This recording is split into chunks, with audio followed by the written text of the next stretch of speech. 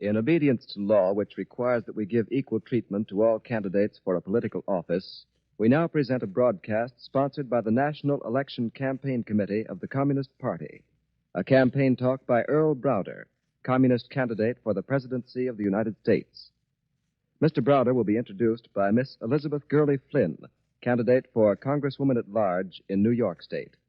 Miss Flynn.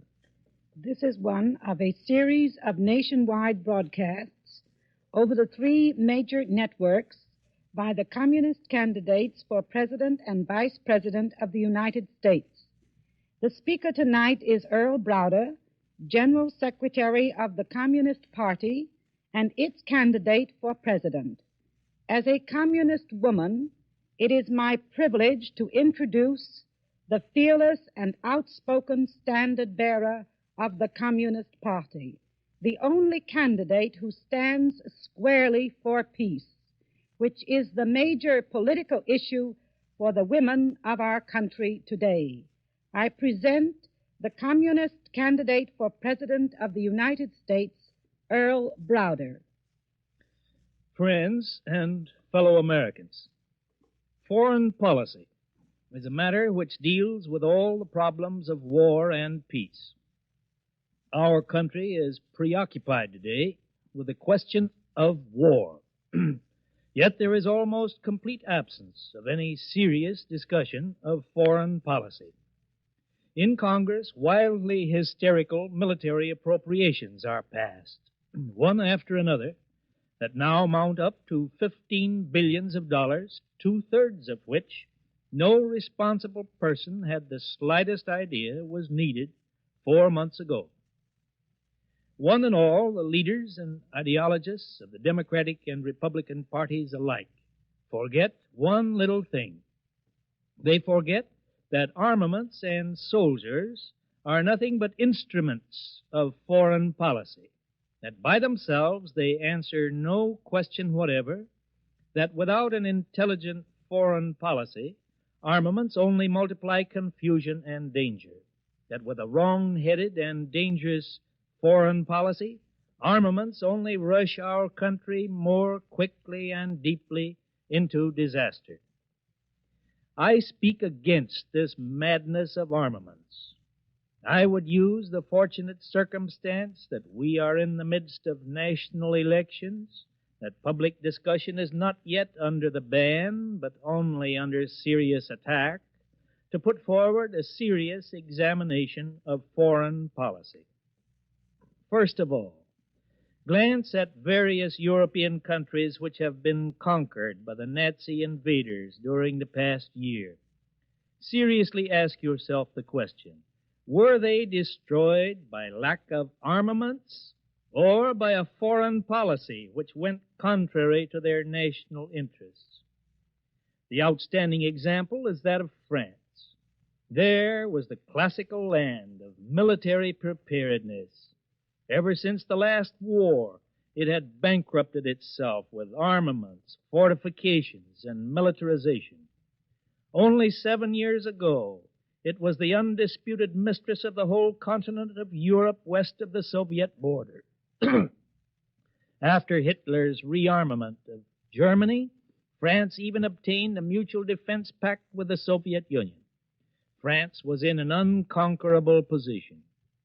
But following a disastrous foreign policy, the French government itself destroyed its own defenses one by one. It helped Hitler and Mussolini destroy the Spanish Republic. It betrayed Ethiopia. It sold out its ally, Czechoslovakia, at Munich. It tore up its mutual defense pact with the Soviet Union.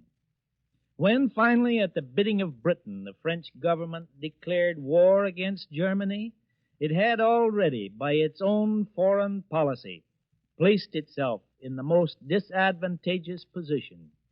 And after it declared war, it made war not against Germany, but against its own people, outlawing the French Communist Party and crushing the labor movement. Its enormous military machine was never even mobilized for action against the invaders. Most of its tanks were captured by Hitler not at the front, but in the interior of France, where they had been kept for use against the French workers. Of what use were armaments to France when it followed such a foreign policy? Turn now for a look at the foreign policy of Great Britain. Here is to be found the source and fountainhead of most of the disasters of Europe and Asia and Africa, which have now climaxed with a month of daily air bombardments of London itself, and the horrible irony of British retaliation striking chiefly upon the quivering body of her ally of a few months ago, France.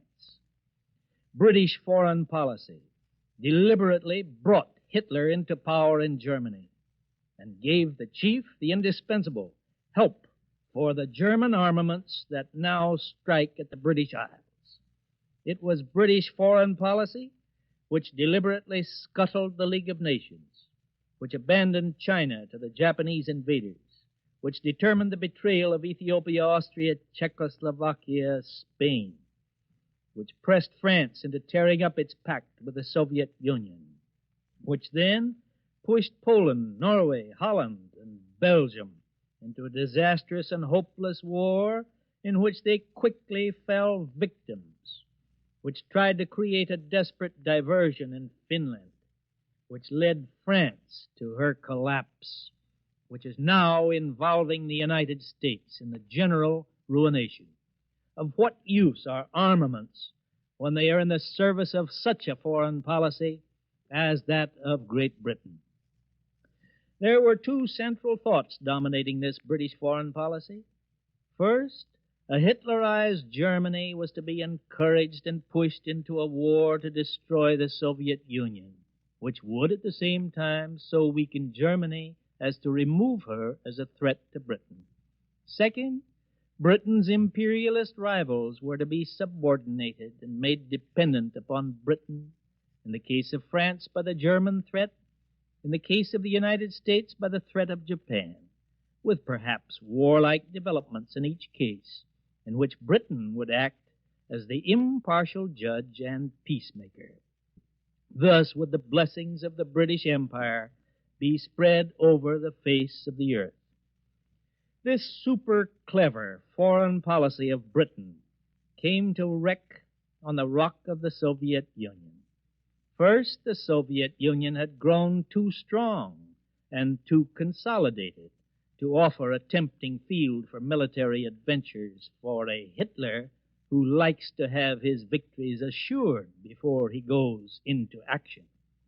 Second, the leadership of the Soviet Union was too wise and experienced to fall into the British trap. Now, in the light of this analysis of British policy, turn to an examination of the foreign policy of the United States during the past 10 years of world crisis. At every major point, American policy is found to be either an adaptation or an outright copy of the British model. It has no promise for our country any better than that which it has already realized for the British. This policy is the common property of Roosevelt and Wilkie, of the Democratic and Republican parties, of nearly the whole American bourgeoisie. Only the Communist Party has proposed and consistently fought for a foreign policy for our country which could replace the disastrous policy now being followed. A clear-sighted and long-range foreign policy for the United States can only be developed upon the solid foundation of friendship and close collaboration between our country, China, and the Soviet Union. That is now blocked by our shameful betrayal of China through our supply to Japan over the years of the materials for her war of conquest, and by Washington's studied and artificial hostility toward the Soviet Union. Only when these features of our present foreign policy are wiped out can we begin to move toward a foreign policy which can guarantee peace and security to America. such a constellation of powers, the United States, China, and the Soviet Union, moving along agreed-upon lines fully consistent with the needs of the three great peoples, would be very powerful indeed. It would be a stable combination, for these countries have no rivalries or conflicting interests. It would be strategically powerful because it would immediately hold the keys to three continents. A Washington-Moscow-Chongqing axis, solidly welded with correct policies, would be unmatchable in world politics. It would be physically strong, combining 700 to 800 millions of population and the preponderance of the world's productive forces. It would be morally invincible, attracting the enthusiastic adherence of the suffering peoples all over the globe. Some glimmerings of the bright light such a policy would bring to America and to the world shine through the remarks made in the House of Representatives in Washington by Congressman Sabath of Illinois on October 1st. He said, I quote, "It is realized now in many quarters that Great Britain made a serious, if not well-nigh fatal mistake by not concluding and cementing friendly relations with Russia ahead of Germany. Should we repeat that error, regardless of what the Nazi, fascist, or capitalistic groups in the United States may say about Russia, I reiterate that the best interests of the United States will be served not by criticizing and assailing Russia, but by taking just the opposite course and seeking her friendly cooperation. The latter course will inure to the benefit of America, and it is the welfare and safety of America that in these critical days should be our sole objective." End of quotation. Those remarks contain a profound wisdom, which Americans, regardless of their opinions about socialism, would do well to ponder. A word of warning is, however, in place at this point. It will be worse than useless for the United States to approach the Soviet Union in the hopes of finding an ally in a war, the aims of which are to redistribute the colonies and subject peoples among the great powers. The Soviet Union will never participate in such a war. It will be equally futile and harmful for the United States to indulge in such tricky maneuverings as Chamberlain carried on in Moscow from June to August last year. And it will not be conducive to success of any attempt at rapprochement with the Soviet Union if it is conducted by a government which is stamping out democracy at home and establishing an American version of Hitlerism. I am no spokesman for the Soviet Union and can make no promises on her behalf. I am the spokesman for a growing body of American workers and farmers who see friendship and collaboration with the Soviet Union and China as the prerequisite for a sound foreign policy for our country. We would wish to join our efforts with all those of like mind to lead our country along such a road as would make that not only possible, but inevitable.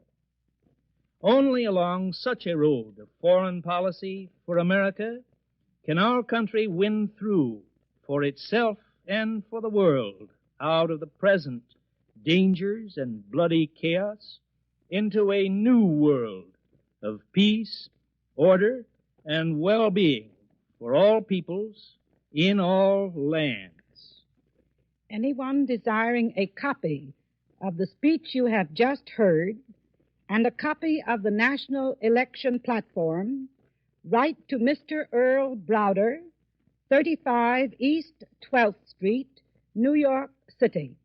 I repeat, Mr. Earl Browder, 35 East 12th Street, New York City. In obedience to law, which requires that we give equal treatment to all candidates for a political office, we have presented a broadcast sponsored by the National Election Campaign Committee for the Communist Party, a campaign talk by Earl Browder. This is the Columbia Broadcasting System.